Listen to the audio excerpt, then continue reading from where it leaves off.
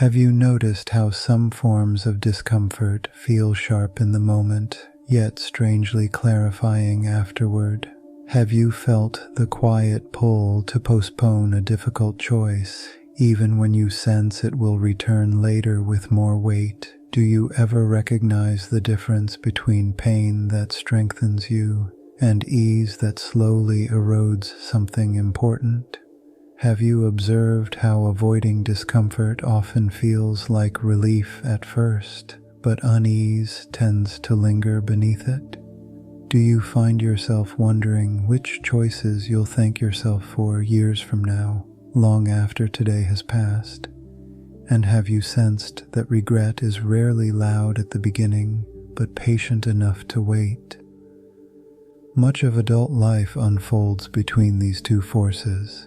Discomfort asks something from you now: attention, restraint, effort. Regret asks later, often when time and options are thinner. Understanding this difference isn't about pushing yourself harder. It's about recognizing which discomfort carries direction and which avoidance quietly accumulates a cost.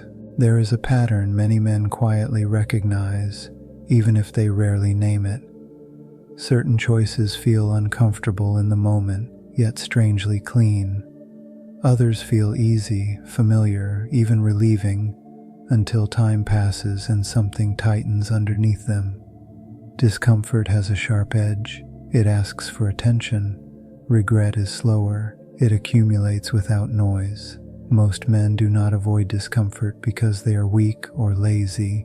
They avoid it because discomfort feels immediate, while regret feels distant. One is felt in the body today, the other hides behind future versions of the self, and yet, over time, the weight shifts. The avoided effort becomes a lingering pressure. The postponed conversation becomes an unresolved tension. The delayed discipline becomes a quiet loss of self-trust. What is rarely examined is not which choice is harder, but which cost is already being paid. Discomfort and regret are often treated as opposites. In reality, they are part of the same exchange. Discomfort is the sensation of friction between who a man is and who he knows he could be. It is not punishment. It is information. When a man chooses discomfort consciously, the feeling is contained. It has a boundary. It arrives, demands energy, and then recedes. Regret behaves differently. It has no clear edge. It spreads quietly across time. What makes regret difficult is not its intensity, but its persistence. It reappears in moments of stillness. It colors decisions without announcing itself. It shapes identity subtly, often without direct awareness. Many men mistake comfort for rest, but comfort without direction does not restore. It diffuses attention. Avoided discomfort does not disappear. It relocates. It shows up as mental noise, restlessness, or a vague dissatisfaction that cannot be traced to a single cause. This is why the question is rarely about willpower. It is about orientation. A man with clear inner direction experiences discomfort differently. It is no longer an obstacle. It becomes part of alignment. Without direction, discomfort feels pointless. With direction, it feels precise. Regret, on the other hand, emerges most strongly where direction was absent. It is not regret for failure alone. It is regret for unchosen effort, for postponed integrity, for moments where the self was deferred. The difficulty is that regret rarely announces itself as regret. It often appears as cynicism or fatigue or a sense that life is narrower than it should be. Discomfort, when chosen early, prevents this narrowing, not because it guarantees success, but because it preserves coherence. A man who chooses discomfort learns where he stands. A man who avoids it often discovers later that he drifted without noticing. Over time, the accumulation of these choices shapes something deeper than outcomes. It shapes identity. Self-mastery is not built through intensity or constant effort. It is built through repeated moments of inner agreement. When a man chooses discomfort aligned with his values, he reinforces trust with himself, not confidence. Trust is quiet. It does not need reinforcement. It simply steadies movement. Regret erodes this trust gradually, not through dramatic mistakes, but through small acts of avoidance, each one barely noticeable on its own. This is why some men appear disciplined yet feel internally fragmented, and others move with calm despite external difficulty. The difference is not how much discomfort they endure.